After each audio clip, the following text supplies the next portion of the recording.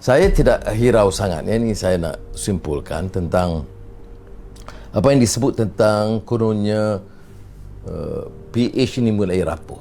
Ya. Kerana nampak ada sedikit perbezaan pendapat tentang calon Perdana Menteri. Saya ingin jelaskan, bukan saya nak pertahankan ya. Dalam mesyuarat PH, dari awal, wakil bukan Jaka Keadilan, tapi Amanah dan DAP tidak pernah mempertikai mandat rakyat 2018, janji tentang peralihan kuasa. Tidak pernah pertikai. Hanya setelah berlakunya perbezaan pendapat dan keengganan setengah pihak untuk menerima, maka ditanya apakah mungkin ruang sementara sebelum diganti. Ini yang jadi pertikaian. Tapi saya ingin jelaskan bahawa ini tidak harus jejaskan hubungan. Walaupun di peringkat bawah ada kadang-kadang sedikit-sedikit tegur-menegur dan serang-menyerang, saya harap dapat dihentikan kerana hal ini tidak sebenarnya mengganggu dari sudut pendirian kita sebagai PH. Keadilan telah sampai ke pandangan kita. Ya. Kita mesti pegang kepada mandat rakyat pilihan raya 2018. Tapi lebih penting dari itu, kembali kepada khitah atau landasan perjuangan. Dan tak boleh lagi biarkan seolah-olah kita ini terdedah, masih lagi menyerah tengkok kita dan diheret ke sana ke sini, pecah belah, gaduh, kemudian ikut suka nak calon siapa, bagi pandangan begitu, lemparkan begitu. Dan ini bukan cara dan kaedah kita dalam Pakatan Harapan. Saya yakin selagi Pakatan Harapan itu, seperti mana yang saya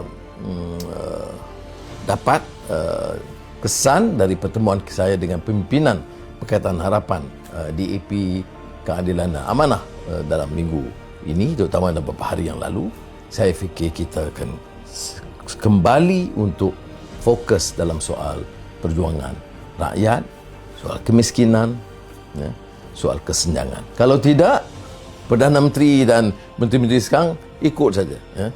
Ya. Kita tengah sibuk soal calon, dia sibuk soal agih kekayaan.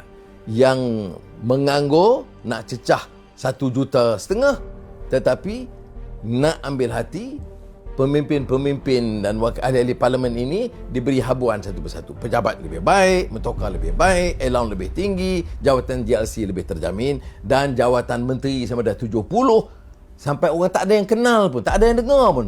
Kalau tanya menteri ini nama apa, orang tak tahu lagi pun, sebab tak tahu apa yang dia buat. Timbalan menteri, selain daripada jaga kawasan dan projek-projek dan agihan-agihan kekayaan, kerjanya begitu. Tak tahu benau. Inilah pertama kali dalam sejarah, ya, kita ada barisan menteri yang ramai, 70%, 80% yang menerima jawatan itu tak ada langsung terkesan dalam kenyataan ke, kerja ke, dan dasar ke, selain daripada allowance dan pastikan penyokong-penyokong dan kroni mereka mendapat kekayaan. Kita harus kembali kepada landasan perjuangan, dan dalam sidang parlimen kali ini, ya, kita harus tegas pertahankan kedudukan speaker dan timbalan speaker yang dipilih secara sah, dan kemudian gunakan masa untuk pertahankan hak rakyat sebagai ahli parlimen. Ya. Ada yang dulu mereka kata, oh kita ada COVID-19, tak payahlah bincang-bincang, buang masa. Inilah sebab sikap yang jumud beginilah yang menyebabkan kita menyerahkan, ya, nasib dan keseluruhannya kepada beberapa kerat penguasa. Semoga Allah SWT memberikan kekuatan.